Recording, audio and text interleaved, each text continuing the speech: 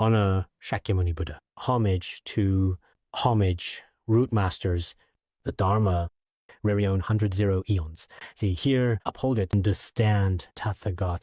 In order to liberate all sentient beings, please arouse the unsurpassed and supreme bodhicitta.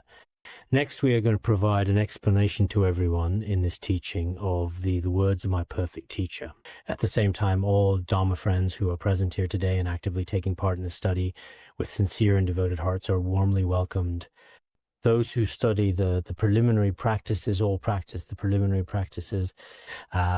Before we begin, I would like to take advantage of today's brief time to also talk to everyone about the importance of practicing the 5 preliminaries, because many people may in fact already be quite aware of this particular point, that in Tibetan Buddhism, regardless of the school, there is a tradition of practicing the preliminaries before studying and practicing the highest tantric teachings.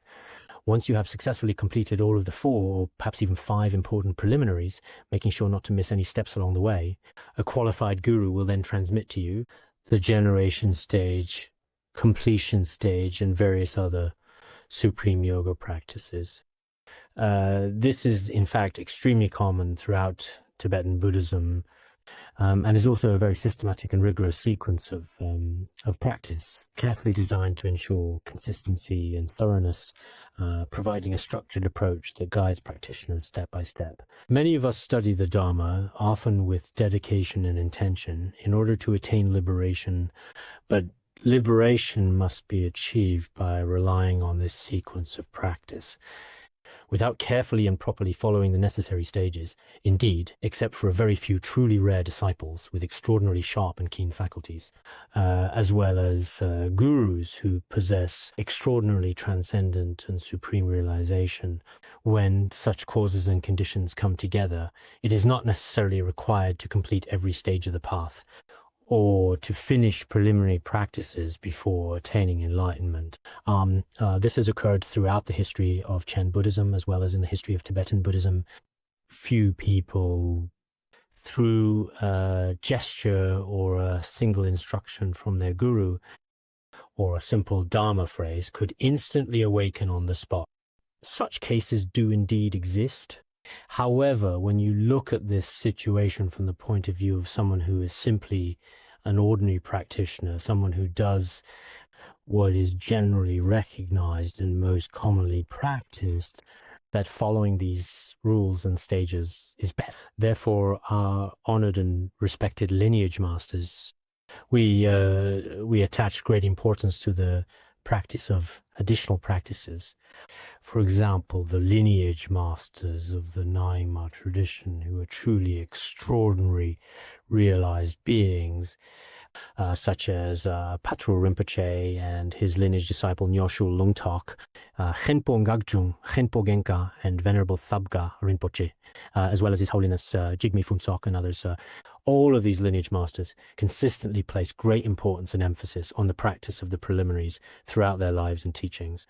It is because of this that Nyoshu Lungtok and his lineage disciples made records on the words of my perfect teacher, as well as other practice schedules and stages of cultivation. There are a great many of them. Even today, the masters of their lineage, in Nepal, India, and Tibet region, there are also some the disciples who have faithfully inherited their teachings and carefully continued their practice, truly, without a doubt, possess some extraordinary qualities. Don't proclaim, I have now seen the Bindu, I have realized emptiness, I have attained this, I have supernatural. They do not boast in this way, yet in the realization that arises within their practice, all the various obstacles encountered during their practice cannot destroy their realization and attainment. In all aspects, their state of practice has already proven that their stages of practice are extremely profound. Therefore, everyone present here must without exception. It is essential to carefully and diligently follow the stages as passed down by the lineage teachers and masters. This is extremely important and significant. In the past, Patrul Rinpoche also followed the stages taught by Longchen Rabjam. Stages of resting in the nature of mind, the great perfection, human birth's rarity, life's impermanence, samsara's suffering, and karma's law. On the basis of this common sequence, one then continues to practice the uncommon preliminaries, as is traditionally done, step by step. This point is also clearly evident to us because Patrul Rinpoche was, in fact, extremely intelligent. We can see this quite clearly from his writings.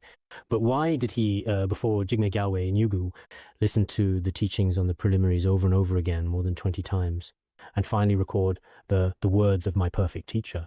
The reason should be to instruct us to value the preliminary practices. If future generations do not lay a solid foundation with the preliminaries, and instead carelessly with lofty ambitions, jump straight into the main practices, then indeed it is true that in some cases certain practices will simply not succeed. In the past, the Nyingma school's truly remarkable great master, Dilgo Khyentse Rinpoche, I saw that he has a book called The Path to Enlightenment.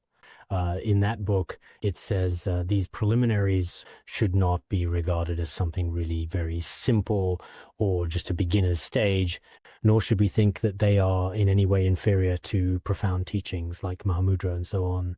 Rather, it should be regarded as the most profound and crucial Dharma if we don't carefully fix the guidance in a timely and effective manner. If the accumulations are not fully and perfectly accomplished, then even if you practice the highest and most profound teachings, it is like building a structure on ice over a lake. In the end, when summer comes and the weather warms up, everything will be destroyed all at once. It will all collapse. So for many people at the very beginning, some disciples are especially eager to attain realization right away. They look for a qualified teacher and insist, you must give me an empowerment immediately, empower me today, guide me tomorrow, attain realization next day. Their demands are high. But for the teacher, this is quite difficult because if they don't give you profound teachings, you become unhappy.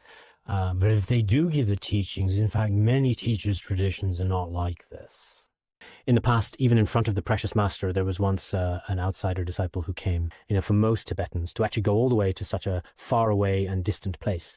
It really is quite a journey. At that time, there were no roads. So they came on horseback. When they reached the master's door, they tied their horse to a post. Then quietly came in to pay their respects to the teacher, and after bowing, they respectfully said, "Could you give me an empowerment and transmit a Dzogchen teaching to me?" The master said, "Well, I suppose I can observe you for a little while. Please, just stay here with me for some time, if you don't mind." He said, "No, can't. Horse is outside, I must go. So you must please transmit all the absolutely essential instructions to me, right now." His Holiness later recounted this story, and it gradually became a widely and frequently used example, especially in the broader context of spiritual practice and personal growth. So some people are especially impatient and want to receive a teaching immediately. Of course, some masters place great importance on the Dharma and may not immediately transmit the highest teachings to you. Some masters, due to various different circumstances, for example, might actually transmit very profound teachings to you. I have met many wonderful Dharma friends over the years, some of whom say, "I received the highest teachings from this master."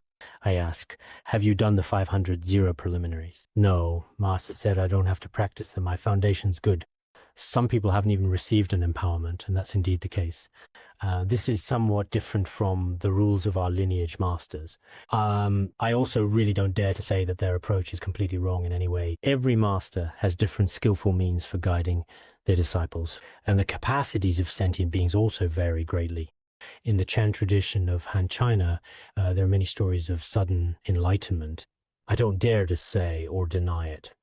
But for most people, it is indeed actually necessary to have a more systematic and highly sequential practice, which is very important. I have mentioned before Lama Yike, passed down from Patrul Rinpoche, was a very renowned and highly respected practitioner in our Seda region in the past.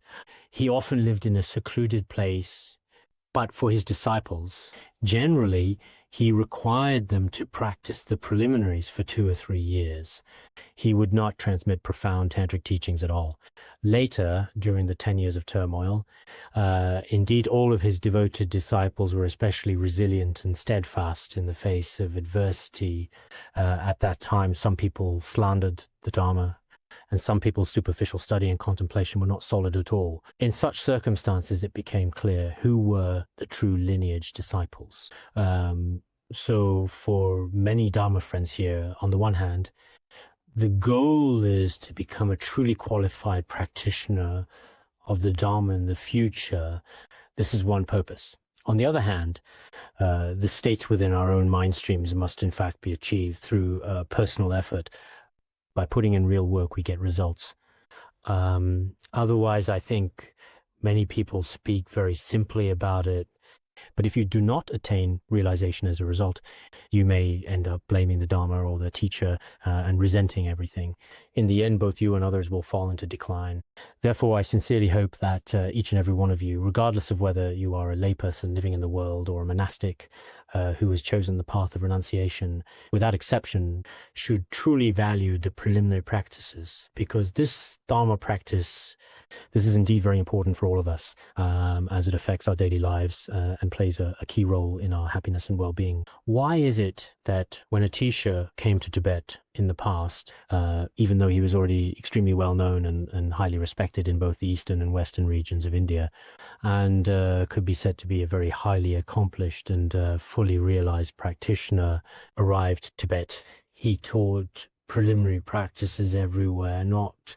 Later, some disciples said, "Master, you have taught the preliminaries too much." Some people even call you the preliminaries master. How unpleasant and awkward that sounds. As if you only understand the preliminaries and know nothing about other profound teachings. Atisha was actually quite pleased and said, "If I truly become known as the preliminaries master, that means many people will have a solid foundation in Dharma."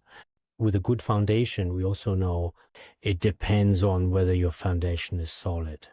If your foundation is weak, it won't work. Even in education, when you first enter first grade, is your pinyin and grammar actually solid or not? If, right from the beginning, you're like me and didn't even learn BPMF properly, then the grammar above that, or any larger structures, there's just no way to proceed at this point right now.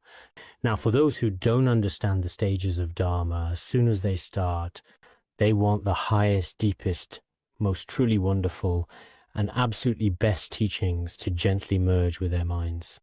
Of course, that's indeed a truly excellent and worthwhile goal. But can one's foundation truly be in accordance with the Dharma?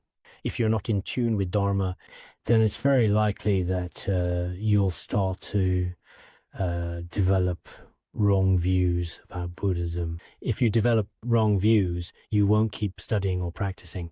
That's why we especially want to emphasize at this point, it's really not easy for everyone to become ordained and study Buddhism. Since you are studying Buddhism, the inconceivable states of the Dharma, you must remain within your own continuum at all times, never leaving it, and this state must continue forever. Indeed, I sometimes think this way.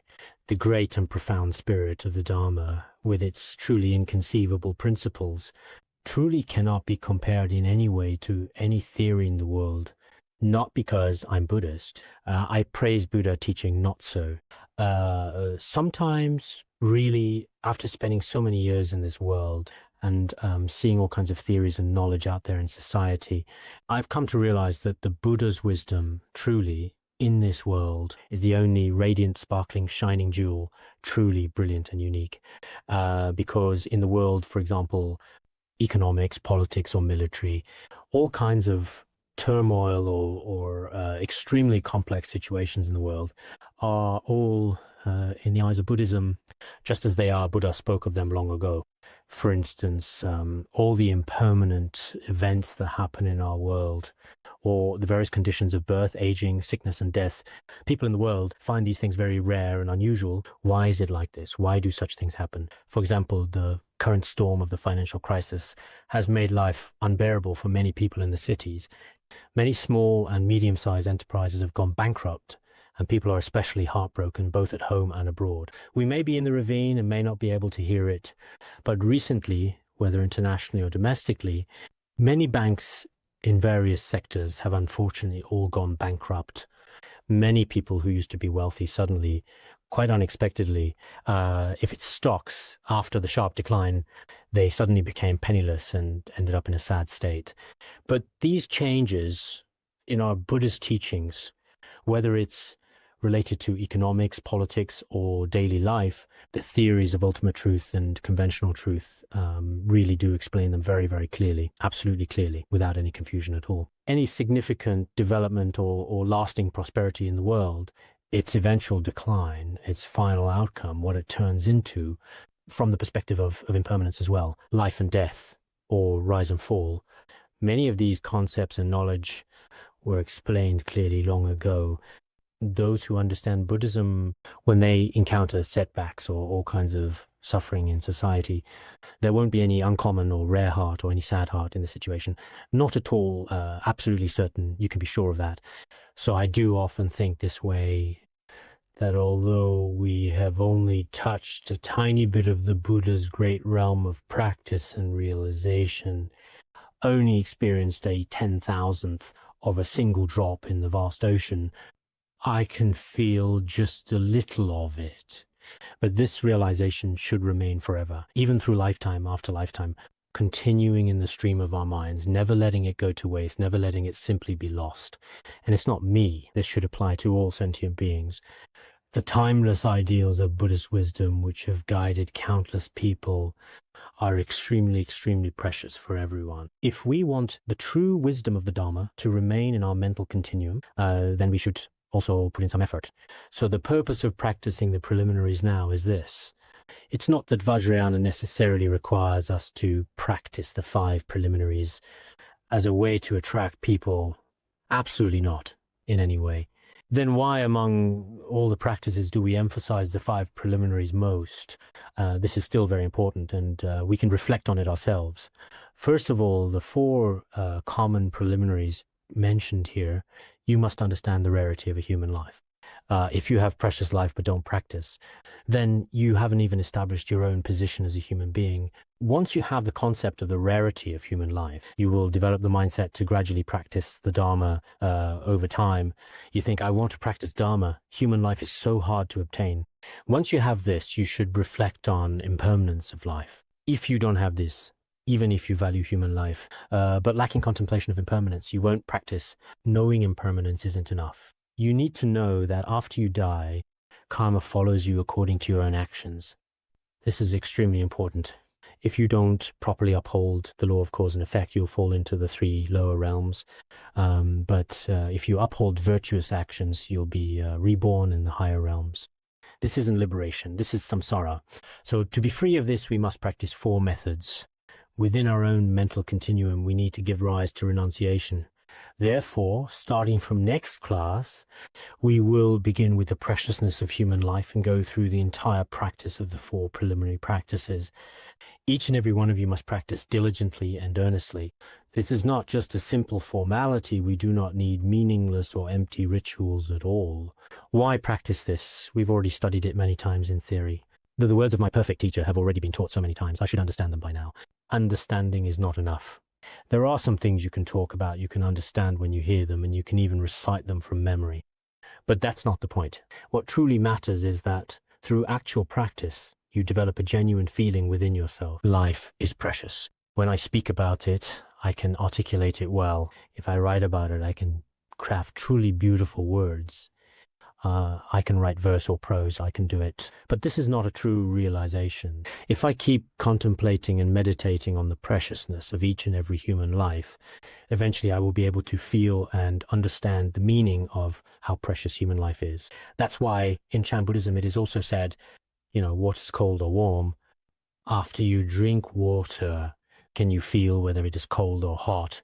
So when it comes to the meaning of the Dharma, you truly have to practice it. If you don't practice, no matter how beautifully you speak about it, it is actually meaningless. Nowadays, at many universities, some teachers and students are truly very eloquent and have excellent speaking skills. They speak authority and talk a lot. They can discuss theories, ancient and modern, from China and abroad. They can speak fluently on any topic. But their actual conduct is, you could say, completely at odds with the Dharma.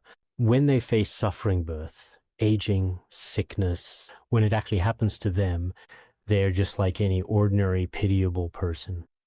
In our world, why is Tibetan Buddhism sometimes seen as if some practitioners don't seem to be practicing at all?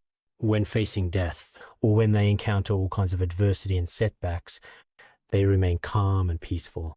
The reason is that the Dharma has truly merged with their hearts in a profound way. Once it has merged with the heart, it becomes inseparable from the truth and will not easily depart.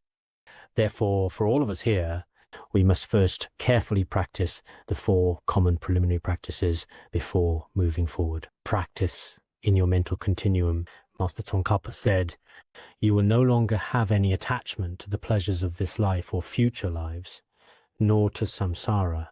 In this way, from this, renunciation will surely arise.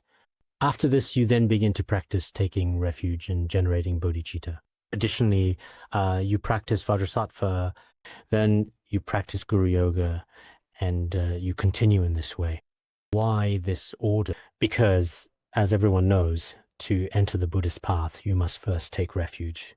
Generating bodhicitta, your practice is not just for yourself, but to benefit all beings through your practice. However, just having refuge in bodhicitta is not enough. If your mental continuum is not purified, you have always done killing, stealing, sexual misconduct, and lying. All natural misdeeds and those prohibited by the Buddha must be purified. If your mind stream is purified, not enough. If you want to attain Buddhahood, you must accumulate vast merit, so you need to practice mandala offerings. Such practice relies on the blessings of the Guru. With all obstacles in your mind stream eliminated, realization can arise. In other words, to attain realization, you must practice Guru Yoga. This is, in fact, the proper and step-by-step sequence for the entire path of practice, truly, as it should be. Indeed, why do we need to do 100,000 repetitions? Everyone should understand this. This number is prescribed by many lineage masters. Generally speaking, it is quite challenging to practice with both quality and quantity. Complete 100,000. If you do at least 100,000, your mind stream will definitely become more pliable. For example, I used to be a really very arrogant person.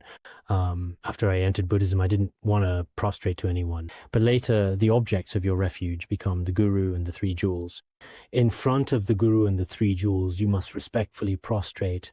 1 prostration not enough, 2 not enough, 3 aren't enough. You have to do 100,000 prostrations. All the arrogance in your mind stream will be completely eliminated.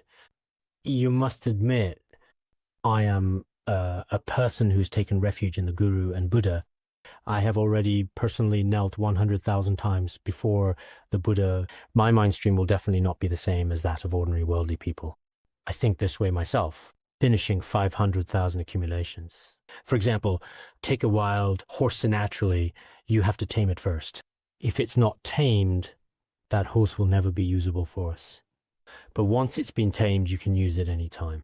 For every worldly person, in their mind, for wisdom to arise and for the mind to become gentle, for gentleness after 500,000 accumulations, oh, this person has truly become a practitioner. If you haven't practiced in this way, then on the surface, you may be a Buddhist, refuge 10, 20 years, but you're stubborn and hard to transform. It's just that you've been given a Buddhist label, that's all. Your behavior and character haven't changed. That's why practicing the 500,000 accumulations is truly very important. Some people might perhaps think practicing the 500,000 accumulations is very different from Chinese Buddhism. Actually, there isn't any. It's just that Chinese Buddhism hasn't placed emphasis on this aspect. If you look closely, not a single one of the 500,000 accumulations is denied in Chinese Buddhism. Some in Pure Land school won't practice accumulations, they're afraid. So they sign up separately for the Pure Land group. I noticed they wouldn't register. That's why we specifically set up a Pure Land class, which is also very good. Because I have the opportunity to teach the great commentary on the aspiration to Sukhavati simultaneously. If they hadn't demonstrated any reluctance at all in front of me, I might not have taught it. But actually their way of thinking isn't really reasonable either. Think about it. When we perform prostrations actually in Chinese Buddhism as a traditional practice, which is a form of deep respect and devotion, it's just that some of the movements are a little different. There are records of this in the scriptures, so if you do 100,000 prostrations, no master in Chinese Buddhism could say it's not Dharma. Nor is there any saying that we don't need to practice prostrations. After finishing the prostrations, then comes taking refuge, not about a certificate upon refuge. The master has recognized you as my disciple. It's not like that. You should recite refuge prayer master 3 jewels. No one dares say you don't need to recite the refuge prayer. No one would say that. It's the same with the bodhicitta prayer. Anyone who studies Mahayana and commits to benefit all sentient beings, you simply cannot possibly deny the bodhicitta prayer. You will most certainly, truly, and absolutely wholeheartedly praise it. After that, you engage in continual confession. In China as well, there are so many confession texts. There are countless merits to reciting the 100-syllable mantra as described in the Tantras. So this too cannot be denied. Then comes the accumulation of mandalas. In China as well, in various regions, there are all kinds of offerings. Offering to Buddhas and Bodhisattvas is a tradition. So reciting it 100,000 times show, could that be unreasonable? Therefore, it's just that when some of the rules aren't understood, one might hesitate to actually get involved. But aside from that, there's really no reason not to. But in any case, this time we are asking everyone to practice the common preliminaries every day as part of your routine. When you are engaging in the practice of the common preliminaries, I hope that if everyone has the right circumstances and conditions, try to set aside all other trivial matters as much as possible. Enter meditative concentration. What is concentration? Not stressing when doing preliminaries. Everyone should sit in meditation, think of nothing, and just sit there with their eyes closed. That's not necessary for now. In the future, if you want to practice formless meditation, you can do that. Right now, you haven't reached that level yet. I've heard that very few people here, during meditation, don't do any visualization. They just close their eyes and abide in the alaya consciousness. This isn't necessary. We're not focusing on this approach. So what should you do? You really must set aside all the trivial matters from your daily life. For example, when we first begin to thoughtfully contemplate the true preciousness of human life, even for just a moment, is best to do the whole 5-fold practice or the 4-fold practice together. During the preliminaries, if your circumstances allow, it is best to do 4 sessions or at least 2 sessions every day. In the lineage of Nyosho Lungtok and Khenpo Ngagchung, this has always been the case. You can also take a look at Khenpo Ngagchung's Ngondro Memo for further reference if you are interested and would like to learn more. This is an extremely well-known and highly regarded book in Tibetan Buddhism. It's not something you can really find at any time among these 300 or so pages. It's just not like that. There are also requirements here. Generally, 4 seats are the best. 1 session in the morning, 1 in the late morning, 1 in the afternoon, and 1 in the evening. Practicing in 4 sessions, and each time you practice, from the perspective of current times, ideally each session lasts half an hour to 2 hours. You can decide according to your own circumstances. If people nowadays, especially those living in cities, honestly speaking, if you practice like this for the entire day, then what will you actually eat? And how will you manage to make a living for yourself? Nowadays, competition is so fierce, and people in cities are even more pitiable.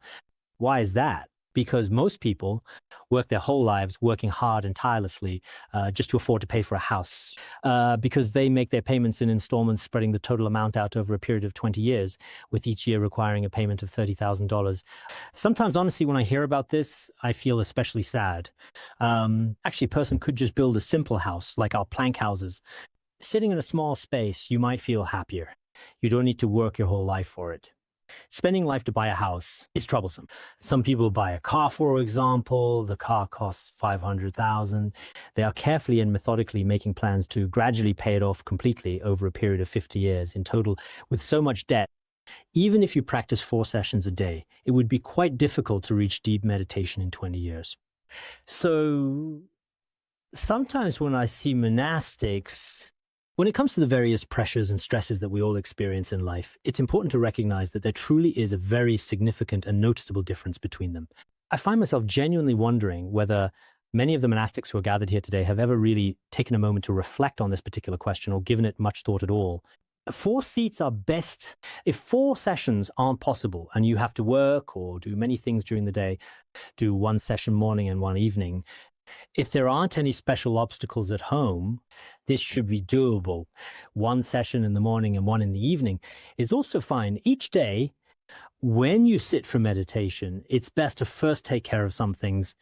For example, turn off all distractions, such as your phone, mobile devices, or any other electronic gadgets completely.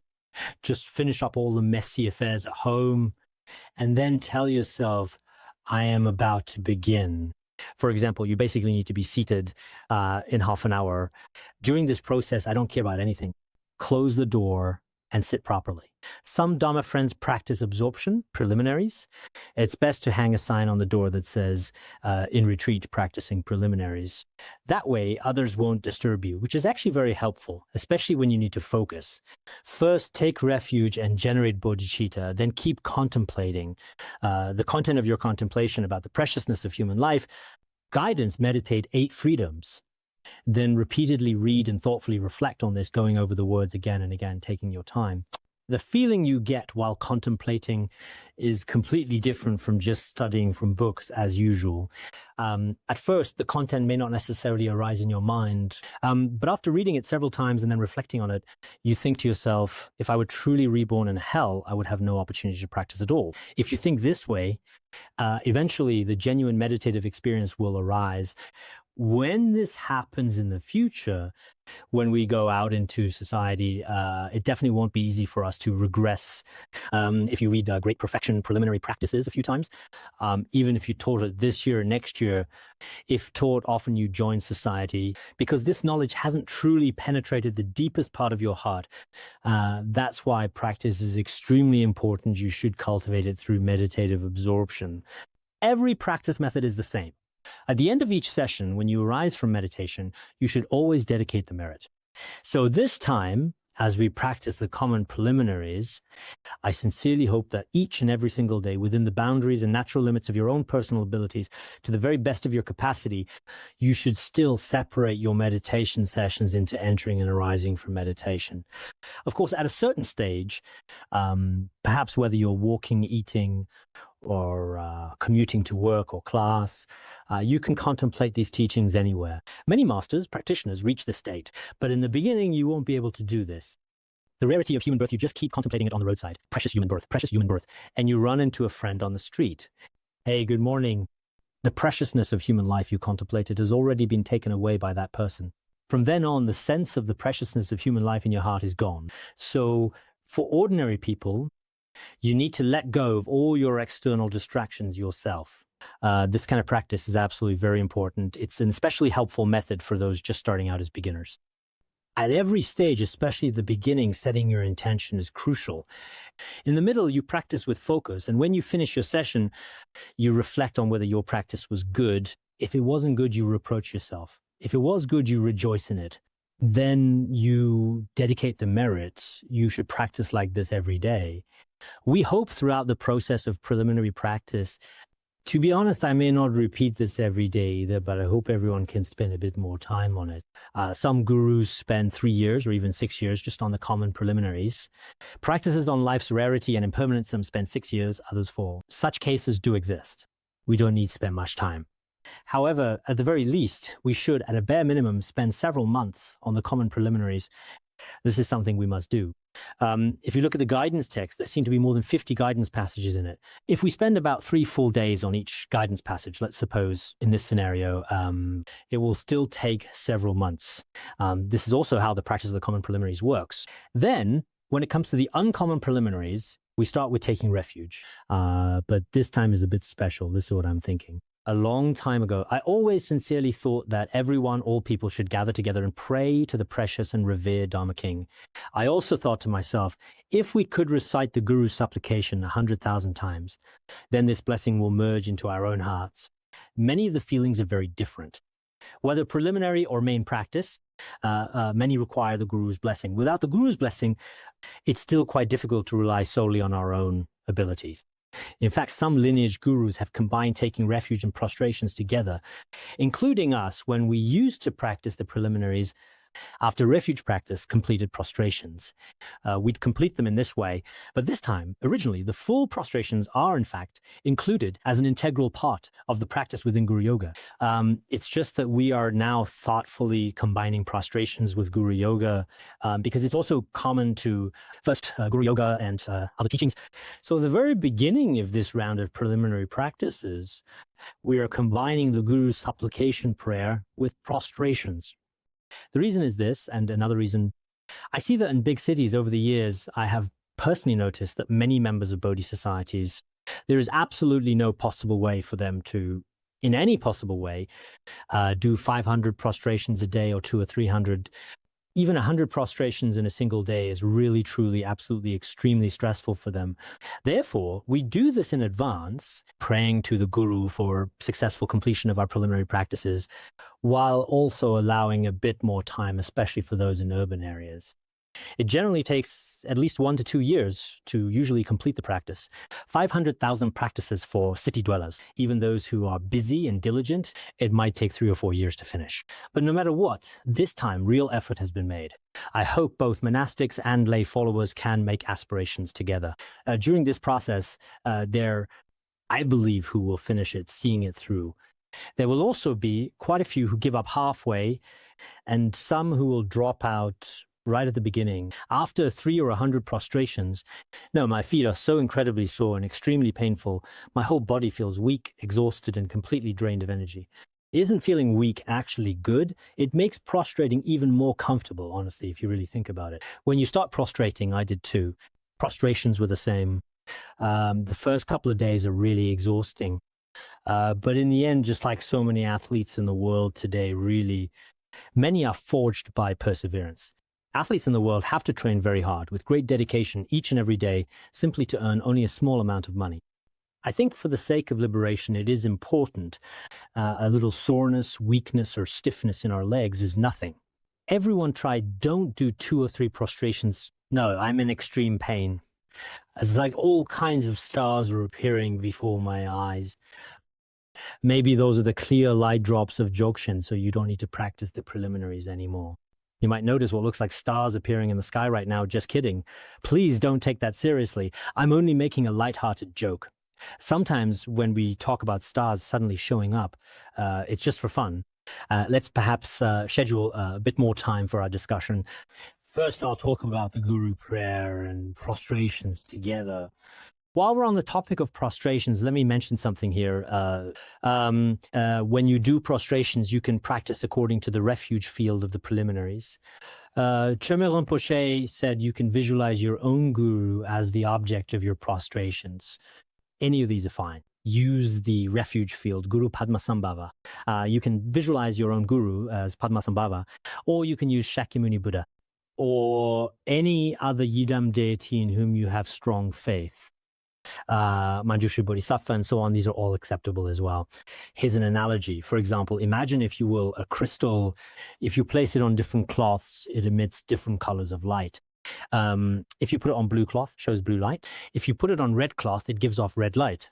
In the same way, if you practice seeing your Guru as inseparable from Padmasambhava, Padmasambhava's blessings reach you.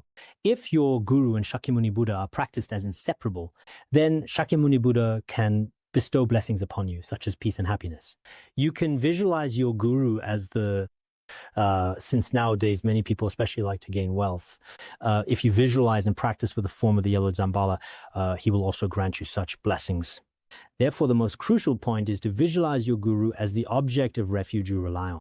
If it's the object of refuge in the preliminary practices, everyone is already familiar with it. You visualize the entire surrounding as a very pure and delightful place. In front of yourself, visualize a large tree with 5 branches. In the center is Guru Padmasambhava. Padmasambhava is very essence of root guru, Padmasambhava Uddiyana. He is adorned in the royal attire and all his ornaments. Just as described in the refuge field, everything is indeed complete and extremely majestic, truly awe-inspiring. On the right are Bodhisattva Manjushri, Avalokiteshvara, Bodhisattva Eliminator of Obstacles, and so on. 8 Bodhisattvas Mahayana. On the left are Modgalayana, Shariputra, the Hinayana Noble Assembly. In front, led by the supremely revered and most honored Shakyamuni Buddha himself, are all the Buddhas of the 3 times in 10 directions. On the branches at the back are all the scriptural collections with the Dzogchen Tantras as the main focus. In fact, in the center and front is the Buddha jewel. On both sides is the Sangha jewel. At the back, the Dharma jewel that supports. In front of such supports are the 3 jewels. You slowly begin by visualizing in your mind's eye your own body as countless bodies. With your enemies you resent, and those with whom you have the worst relationships visualized in front of you, or those who often harm you, spirits, adversaries, demons. All of these are visualized in front of you. Your mother is on the left, your father on the right. All around you are the vast, boundless, innumerable sentient beings of 6 realms. With body, speech, and mind, you face Guru Padmasambhava with all Buddhas and Bodhisattvas and begin to transform into countless bodies to prostrate. This is how you should think. If you cannot give rise to faith in Guru Padmasambhava, then using others like Shakyamuni Buddha or Amitabha Buddha, like this, is perfectly fine. Wish-fulfilling Jewel Dharma King Amitabha Buddha and prostrate before him in this way. It is all permissible. When prostrating, as you may already be aware, everyone should already know from the Great Liberation Sutra, like a lotus about to bloom, both hands are joined in prayer. There is indeed such scriptural evidence, though in general we typically use joined palms as a gesture of respect. When joining the palms of the hands together in the gesture of greeting, it is not the fingernails that should touch each other, as is commonly misunderstood by some people. In this gesture, the fingers may gently touch, but the fingernails, however, should absolutely not touch. When joining palms together, there should be a slight gentle space in the middle, almost like a delicate lotus bud. The non-Buddhists press their hands completely and firmly together with no gap in the middle. You can see some lay people prostrating in this way as well. This is not very proper, according to the Dharma. After joining the palms in this way, at first, gently place them together at the heart center, which expresses reverence for all Buddhas and Bodhisattvas. Venerable Longshan Rabjam explained it thus. At start, palms at heart center. The first step is to place them at the crown of the head, at the hair whorl. I didn't post in the middle of the conversation at all, you know. I mean, well, some people place them on the forehead, but that is not ideal. They should be a crown. When at the crown, visualize yourself in your mind respectfully and with deep reverence paying homage to the Buddha's body. All the negative karma created by your body is completely purified. Just imagine that you have already truly attained the Buddha's Vajra body. The second step is to place the palms together at the throat. While at the throat, inwardly visualize paying homage to the Buddha's Vajra speech. All the negative karma created by your speech since beginningless timeline, harsh words, and so on, is truly and completely purified, and you are able to receive the profound and immeasurable blessings of the Buddha's Vajra speech of wisdom and compassion. This is what you should think in your heart. Place palms together at heart center. At the heart, also visualize paying homage to the Buddha's wisdom. And the negative karma since beginningless time, through greed, anger, ignorance, and wrong views, is completely and thoroughly purified. You receive the profound and sacred blessings of the Buddha's powerful Vajra mind, which are bestowed upon you after joining palms at 3 gates. You attain the merit of purifying the 3 gates and dispel all the negative karma of body, speech, and mind. Then, if you are performing a full prostration, extend your entire body and lie flat on the ground in this way. If you are doing a short prostration, you should also kneel down like this. But no matter what, when you rise, your body really must be upright. And when you go down, your body should perform a full prostration with all 5 points touching the ground. These 5 important points are actually your 2 palms, your 2 knees, and finally your forehead. All 5 of these parts must simultaneously touch the ground at this particular moment in time. You should carefully and thoughtfully think about purifying the 5 poisons within yourself and gradually working towards attaining the 5 Buddha bodies step by step. And also to the Buddha's body, speech, mind, merit, activity, and all other qualities, I want to prostrate to them. This is how you should think. Actually, both long and short prostrations are recorded in the Buddha's scriptures. If your physical condition is relatively good, you should do the long prostration. Some people kowtow after, in certain situations or circumstances or specific scenarios. They do gesture joining palms above crown. Not sure this is mentioned in scriptures. I haven't seen it. But whether you decide to do it or not, in the end, it's completely fine. You could even say that it's optional if you prefer. Doing long prostrations should be like this, but short prostrations are also completely acceptable. But whatever you do during the process of prostrating, your body, speech, and mind must engage. For the body, it refers to the movements we just discussed earlier. As for speech, you shouldn't be talking at the same time. How much did we actually pay when we bought the cabbage recently? And by the way, what should I consider eating for lunch today? It's not appropriate to chat or engage in conversation while prostrating. During this time, your speech should be focused on reciting prayers and supplications. Generally speaking, for each prostration, you recite the prayer once. 100 zero prostrations is 100 zero prayers. This is a very good way to do it. If you can visualize the objects of refuge, well, of course, that is excellent.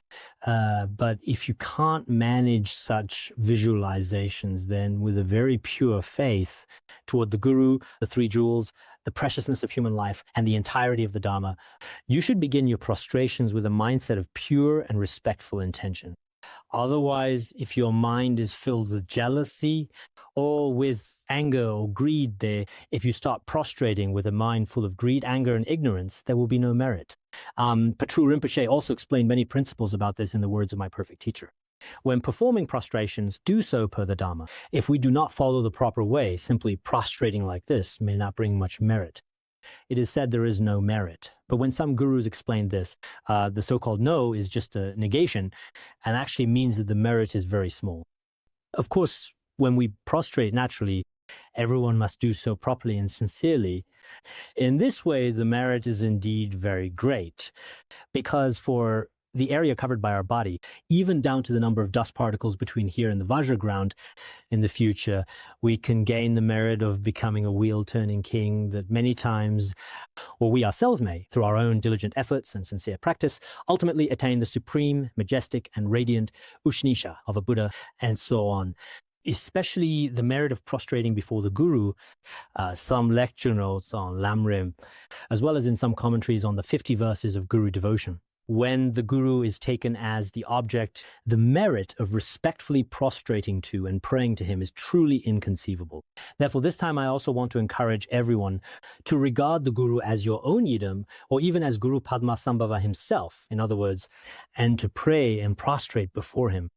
Even if you recall him for just a single instant, it surpasses merit from eons of chanting or reciting the yidam's mantra, or perhaps recalling the yidam, for example, in your mind. Indeed, with so many people practicing together in this way, it is an extremely rare and truly precious opportunity. I sincerely hope that each and every one of you gathered here today will recognize while practicing the preliminaries there will be some obstacles. Health isn't good, others don't understand you, various situations may arise for you. But as someone with strength and resilience, you can face these challenges. Of course, for someone who is fragile, even a single blade of grass ahead can make you afraid. You worry, will this blade of grass pierce my heart? You don't dare to move forward, and many people have many concerns. Moreover, he is often noticeably less courageous and tends to show hesitation or reluctance when it comes to amending the law, frequently lacking the confidence. But for most people, with the blessings of the Guru and the 3 jewels, we will most certainly and definitely complete the 5 preliminaries. There are several Dharma friends in the Institute who are on 4th or 3rd round completing 500,000 preliminaries. That's remarkable. Outside, I've seen people who have taken refuge for 10 years, even 20 years. back around 89, I met senior practitioners, also made aspirations. Then I want to practice the preliminary practices. I must practice them. Khenpo, rest assured, I definitely will in another 2 years complete the 500,000 preliminaries perfectly. But now, not to mention completing them perfectly, they haven't even finished half. So if a person simply lacks diligence, and on top of that is distracted, lazy, and faces all kinds of adverse conditions, they will never be able to complete meaningful Dharma practice. Therefore, for each of us, let's first set aside for a moment all those so-called great teachings and higher states for now, and not discuss them. Because in fact, each of us may feel that our own mental continuum, generally speaking, is not much different from that of ordinary people. So we should continue to practice in the way of ordinary people. If we look at schools in the world outside, they fit the capacities of ordinary people from kindergarten, elementary, middle, and high school. In this way, for most people, this kind of teaching method, which is specifically designed for them, is exceptionally well suited to their abilities.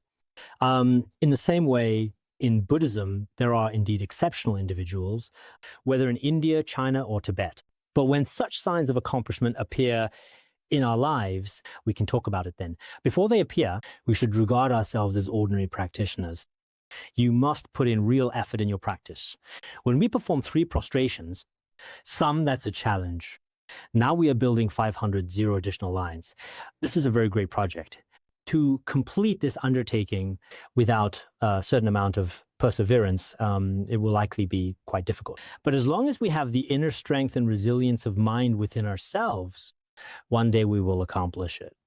So I am also very happy this time, and with the blessings of the Guru and the 3 jewels, even if obstacles arise and we fail, as long as our mind remains pure. For me, the guidance on the Dzogchen preliminary practices, I dare not say that I'm a very qualified practitioner in this life, but basically, I have not taken off my monastic robes, nor have I spent every day entangled in the 8 worldly concerns. For this reason, I think to myself, I found this Dzogchen preliminary, and at the very beginning, I truly had a very strong and heartfelt yearning for the Dharma teachings, a longing that felt deep within my heart and mind, the desire to receive. And you could say that this Dharma has, to some extent, and in part, become deeply integrated and merged into my own mind. Within the Buddhist community, I have never withdrawn. Many people ordained with me, but now some have returned to lay life and others have encountered various circumstances. So for each individual, it is a single teaching guru phrase or piece of advice for your whole life, for all eternity. It holds an inestimable importance. Therefore, every Buddhist must always pray to the Guru and the 3 jewels with deep respect. Especially we should pray to our Guru, the wish-fulfilling jewel. I am not praising him just because he's my own Guru, but for years I have felt our Guru, the wish-fulfilling jewel, in this degenerate age truly has incredibly powerful blessings in spreading the Dharma and benefiting beings. For so many of us, if it were not for the Guru's blessings, we would probably now be lost among the vast sea of people, becoming confused beings, often with no sense of direction.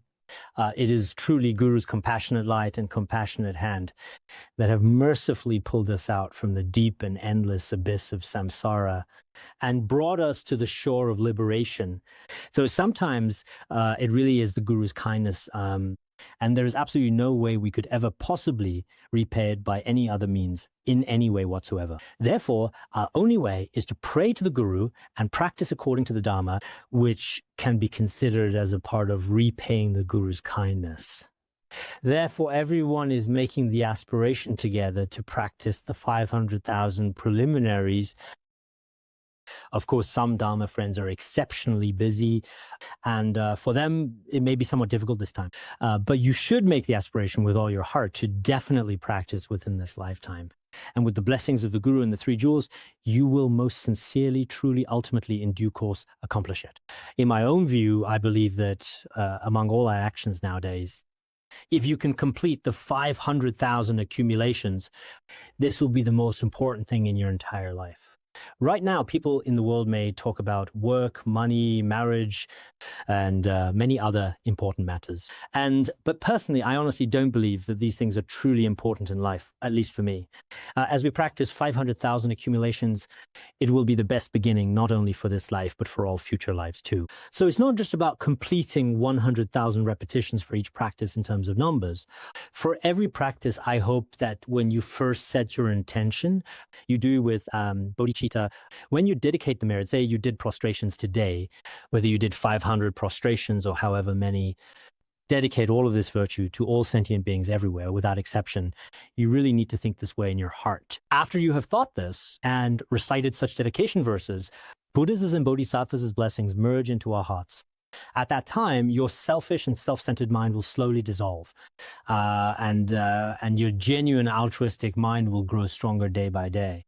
Therefore, the specific method and the particular direction of our motivation in this context, as we have discussed, is actually quite significant, must never change. Otherwise, I can really feel it myself, that at the very beginning, because we had just recently come from school, after we arrived, Khenpo Deba required us, within 1 month, we had to complete 100,000 recitations of refuge and 100,000 prostrations. We would do 1,000 prostrations in the morning, 1,000 at noon, and 1,000 in the evening. But looking back now, our motivation was not fully understood. Because we'd started and hadn't yet generated, in any case, we definitely completed the required numbers, but there was a certain difference in quality. Now, there is a bit more maturity. Oh, this is not about practicing yoga for your own physical health. Some people say doing full prostrations is good for your body. It exercises the whole body during long prostrations. You have no idea, after a few days of prostrations, your whole body, you could say, is free from any illness. Practicing preliminaries is healthy, but this should not be your main purpose. Of course, this is only a secondary purpose. The main purpose is that we do prostrations to benefit all sentient beings. We'll stop here today. Om